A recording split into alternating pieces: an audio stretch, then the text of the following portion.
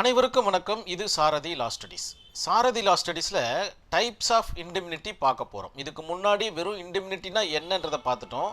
இப்போ அதோடைய வகைகள் அப்படின்றத பார்க்க போகிறோம். காப்பீட்டு ஒப்பந்தத்தின் வகைகள் மொத்தம் 6 வகைகள் இருக்குது. ஒன்று பார்த்தீங்கன்னா லீகல் இண்டெம்னிட்டி, எக்ஸ்பிரஸ் இண்டெம்னிட்டி, இம்ப்ளைடு, அதுக்கப்புறம் கான்ட்ராக்ட், இன்சூரன்ஸ், அதுக்கப்புறம் பேங்க் இண்டெம்னிட்டி. ஸோ இந்த மாதிரி 6 வகைகள் இருக்குது.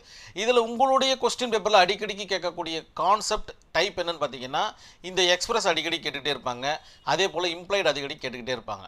ஏன்னா இது ரெண்டும் தான் ரொம்ப முக்கியமான விஷயம்.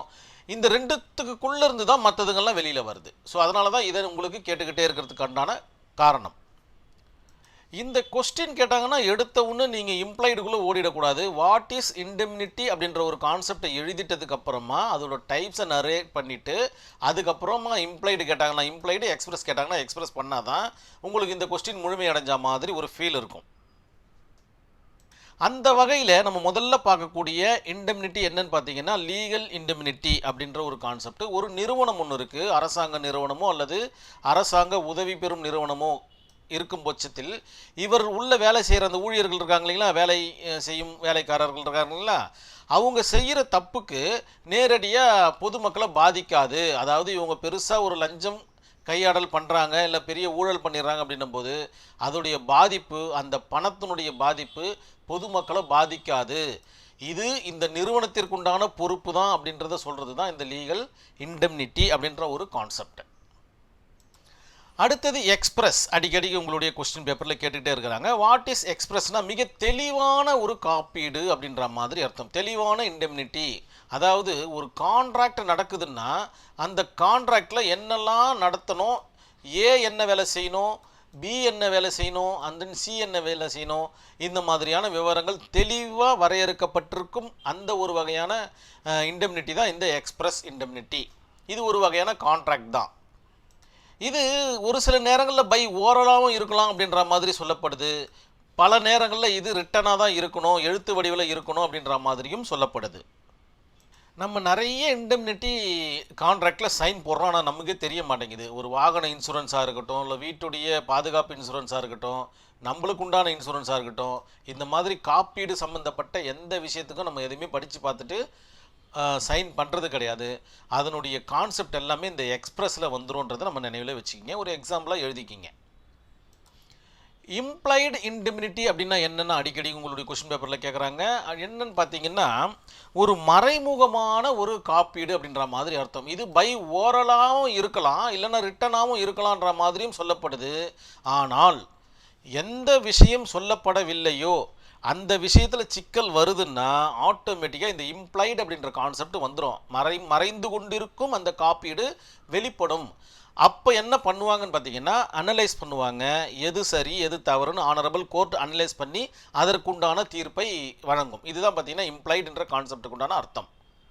அதே போல் ஒரு நபருக்கு இழப்பீடு ஏற்படுது அப்படின்னும் போது பார்த்தீங்கன்னா அந்த நபருக்கு உண்டான இழப்பீடை வேற ஒருத்தர் செலுத்துறாரு அப்படின்ற பட்சத்தில் இந்த இடத்துல அந்த கான்ட்ராக்டில் கிடையாது, நீ தான் செலுத்தணுன்ற மாதிரி. ஆக்சுவலாக இவர் செலுத்த வேண்டிய ஒரு தொகையை பார்த்தீங்கன்னா இவர் செலுத்திட்டாருன்னா அதுவும் ஒரு இம்ப்ளாய்டு கான்ட்ராக்ட் இண்டெம்னிட்டின்ற கான்செப்டில் தான் வரும். ஏன்னா இது கான்ட்ராக்டில் வரையறுக்கப்படாத ஒரு விஷயம். வரையறுக்கப்படவில்லை என்றாலும் இதில் பார்த்தீங்கன்னா அப்ளிகபிள் ஆகுது இந்தியன் கான்ட்ராக்ட் ஆக்டில். அதே போல் இது வாய்டுன்ற கான்செப்டுக்கும் போகாது. அதனால் இது வேலிடு தான். அப்படி இருக்கும் பட்சத்தில் இந்த மாதிரியான கான்செப்ட் தான் இம்ப்ளைடு இண்டெம்னிட்டி அப்படின்ற மாதிரி சொல்லப்படுது. இந்த இடத்துல மறைமுகமாக இருக்கும் நபர் பார்த்தீங்கன்னா பி வந்து இந்த கட்டணத்தை செலுத்தணும்னு அவசியம் கிடையாது, ஏ தான் செலுத்தணும். ஆனாலும் பி செலுத்துறதுனால இந்த இடத்துல இம்ப்ளைடு கான்செப்ட் உள்ள என்ட்ரி ஆகிடுது. வாட் இஸ் கான்ட்ராக்ட் இண்டெம்னிட்டி அப்படின்னு பார்த்தீங்கன்னா இதுவும் கிட்டத்தட்ட எக்ஸ்பிரஸ் அண்ட் இம்ப்ளைடுக்குள்ளே தான் வரும். இது கான்ட்ராக்டில் என்ன சொல்லப்பட்டிருக்கோ அதை அப்படியே நடைமுறைப்படுத்திட்டு போக வேண்டியது தான். இன்கேஸ் கான்ட்ராக்டில் சொல்லப்படவில்லை என்றால் சட்டத்தின் மூலமாக ஆராய்ந்து சொல்லப்படுகின்ற அந்த கான்செப்ட் இந்த கான்ட்ராக்டில் வரும். ஸோ இது எழுதப்பட்டிருக்கக்கூடிய ஒரு விஷயமா பார்க்கப்படுகிறது. அதற்கப்புறம் இன்சூரன்ஸ் இண்டெம்னிட்டினா என்னென்னு உங்களுக்கு தெரியும்.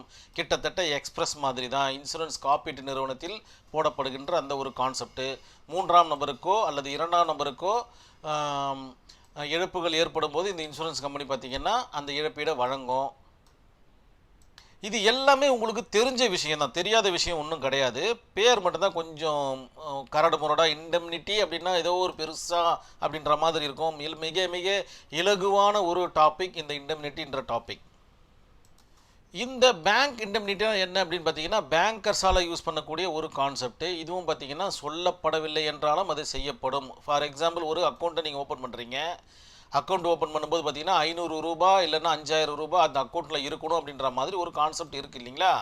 அதை நீங்கள் சரிவர மெயின்டைன் பண்ணலன்னா ஆட்டோமேட்டிக்காக பேங்கர்ஸ் என்ன பண்ணுவாங்கன்னா அதுக்குண்டான பெனால்ட்டியை போட்டுக்கிட்டே இருப்பாங்க. அதே போல் புத்தகம் தொடங்கிய ஒரு சில மாதங்கள்லேயே நீங்கள் அதை கேன்சல் பண்ணிங்கன்னா அதற்குண்டான சர்வீஸ் சார்ஜையும் பிடிப்பாங்க. இதெல்லாம் பார்த்தீங்கன்னா பேங்க்குடைய ரூல்ஸ் அண்ட் ரெகுலேஷனில் வரக்கூடிய ஒரு கான்செப்ட். இது ஒரு கான்ட்ராக்ட். அந்த கான்ட்ராக்டில் சொல்லப்படவில்லை என்றாலும் சொல்லப்பட்டாலும் ஓகேங்களா, அந்த நஷ்ட ஈடை வந்து ஆட்டோமேட்டிக்காக பேங்க் எடுத்துக்கும். அதாவது இவங்க கிட்டேருந்து எடுத்துக்கும். அதே போல் இவர்கள் ஏதேனும் தவறு செய்யும் பட்சத்தில் அதற்குண்டான நஷ்ட ஈடை இவர்களுக்கும் வழங்குன்றதை நம்ம நினைவில் வச்சுக்கணும். மொத்தத்தில் இண்டெம்னிட்டி அப்படின்னா என்னன்னு பார்த்தீங்கன்னா, ஏதோ ஒரு தரப்பினர் நஷ்டத்திலிருந்து பாதுகாக்கப்படுகிறார் அப்படின்ற ஒரே ஒரு ஒற்றை வார்த்தை மட்டும்தான். இந்த கேஸ் ஸ்டடி பாருங்க, கிருஷ்ணசாமி வெர்சஸ் ராகவையா அப்படின்ற ஒரு கேஸ் ஸ்டடி மெட்ராஸ் ஹைகோர்ட்டில் நடந்த கேஸ். என்னன்னு பார்த்தீங்கன்னா, இவர்களுக்குள்ளே பார்த்தீங்கன்னா ஒரு ஒப்பந்தம் ஏற்படுது. அது வந்து எக்ஸ்பிரஸோ இல்லை இம்ப்ளைடோ இல்லைன்னா ஓரலோ இல்லைன்னா ரிட்டனோ ஏதோ ஒரு வகையான ஒரு கான்ட்ராக்ட் ஏற்படுது. ஆனால் கான்செப்ட் ஒரு கான்செப்ட் மட்டும்தான். அந்த கான்செப்டில் ரெண்டு பேரும் ஒரே குறிக்கோளில் இருக்கிறதுல தெள்ள தெளிவாக விவாதிக்கப்படும் போது தெரிய வருது. அதனால் இவர்களுக்குள் சரிவர ஒப்பந்தம் இல்லை என்றாலும், இவங்க ரெண்டு பேருக்குள்ள சரியான ஒப்பந்தம் இல்லைன்னாலும் இந்த இடத்துல இம்ப்ளைடுன்ற ஒரு கான்செப்ட் ட்ராவல் ஆகுது. உட்கிணையான ஒப்பந்தம் உள்ள ட்ராவல் ஆகுது. மறைமுக காப்பீடு இவர்களுக்குள்ள ட்ராவல் ஆகுது. அதனால் யார் இழப்பை சந்திக்கிறார்களோ அந்த நபர் பார்த்தீங்கன்னா இழப்பீடு பெற உரிமை உள்ளவர் அப்படின்ற மாதிரி ஆனரபிள் ஹைகோர்ட் ஆஃப் மெட்ராஸு தெள்ள தெளிவான ஒரு ஜட்ஜ்மெண்ட்டை கொடுக்குது. 1927லேயே. இதுதான் பார்த்தீங்கன்னா டைப்ஸ் ஆஃப் இண்டெம்னிட்டின்ற ஒரு கான்செப்டுக்கு உண்டான அர்த்தம். கொஸ்டின் கேட்கும்போது வாட் இஸ் இண்டெம்னிட்டியில் ஸ்டார்ட் பண்ணுறீங்க, இது எல்லாத்தையும் அப்படியே ஒன் பை ஒன்னாக ஃப்ரேம் பண்ணும்போது தான் நம்மளுக்கு வரும். இந்த ஒரு கேஸ் ஸ்டடியை மனசில் வச்சுக்கிங்க. கண்டிப்பாக இந்த வீடியோ உங்களுக்கு புரிஞ்சிருக்கும்னு நினைக்கிறேன். நம்மளுடைய சாரதி லா ஸ்டடீஸில் ஒரு வாட்ஸ்அப் குரூப் ஒன்று ரன் ஆகிட்டு இருக்கு. இணையணும்னு ஆசைப்பட்டீங்கன்னா வாட்ஸ்அப்பில் டெக்ஸ்ட் மெசேஜ் உங்கள் நம்பர், உங்களுடைய பெயர், உங்களுடைய ஊரோடைய நீங்கள் டெக்ஸ்ட் பண்ணிங்கன்னா நான் குழுவில் இணைச்சிருவேன். அதன் பிறகு வரக்கூடிய ஒரு சில விஷயங்கள் உங்களுக்கு தெரியும். வீடியோ போட்டு அடிக்கடிக்கு தெரியும். கண்டிப்பாக லைக் பண்ணுங்கள், சப்ஸ்கிரைப் பண்ணுங்கள், கமெண்ட் பண்ணுங்கள். நன்றி, வணக்கம்.